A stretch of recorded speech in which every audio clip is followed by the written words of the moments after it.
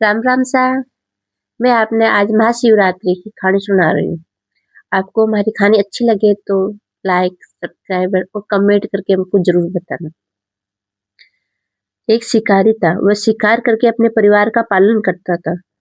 एक बार वह जंगल में एक तालाब के किनारे बेल वृक्ष पर शिकार के लिए मचान बनाने लगा। उस पेड़ के नीचे शिवलिंग था। पेड़ के पत्ते का मचान बनाते समय शिवलिंग पर गिरे।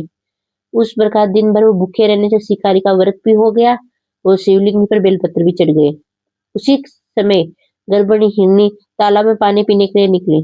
शिकारी ने उसको देखकर मारना चाहा, तब वह हिरनी दीनतापूर्वक बोली, मैं गर्भवती हूँ, मैं बच्चों को जन्म देकर शीघ्र ही तुम्हारे सामने उपस्थित हो जाऊंगी। शिकारी ने उसे भी छोड़ दिया। कुछ देर बाद एक दूसरी हिरनी उधर से निकली। शिकारी ने फिर धनुष बाण चढ़ाया। हिरनी ने कहा, हे व्याघ्रराज, मैं थोड़ी देर पहले ऋतु से निर्गत हुई हूँ। पहले अपने पति से मिलने पर शीघ्र तुम्हारे पास लौट आऊंगी। शिकारी ने उसे भी छोड़ दिया।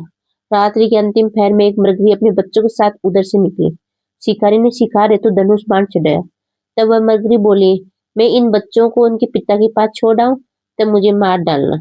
शिकारी को इस बात पर भी दया आ गई और उसे भी छोड़ दिया। सुबह हुई, एक हिरण आता दिखाई दिया। शिकारी ने उसको हिरण शिकार करने के लिए उठा तो हिरण बोला, व्याघ्रराज, यदि तुमने इससे पहले 3 मृगणी तथा उसके बच्चे को मार दिया होता तो मुझे भी मार दीजिए, ताकि मुझे उसका वियोग न सहना पड़े।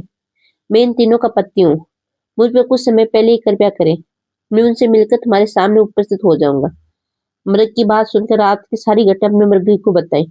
उपवास, रात्रि जागरण तथा शिवलिंग पर बेलपत्र चढ़ने से उसे भगवत भक्ति का संसार जागरण हो गया। उसको मृग को भी छोड़ दिया। उसका हृदय पवित्र हो गया। उसके पूर्व कर्मों को याद करके वह पछतावा करने लगा।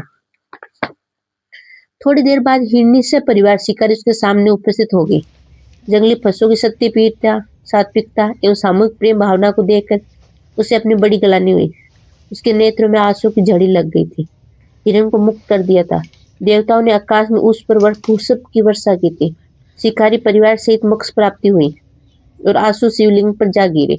सिर्फ इतने ही शिव जी अति प्रसन्न हो गए थे। शिवरात्रि में जो मनुष्य शिव जी को बेलपत्र चढ़ाता है, पूजा करता है, व्रत करता है, उसमें शिव जी अति प्रसन्न हो जाते हैं और मोक्ष देते हैं। बोलो शिव शंकर भगवान की जय हो।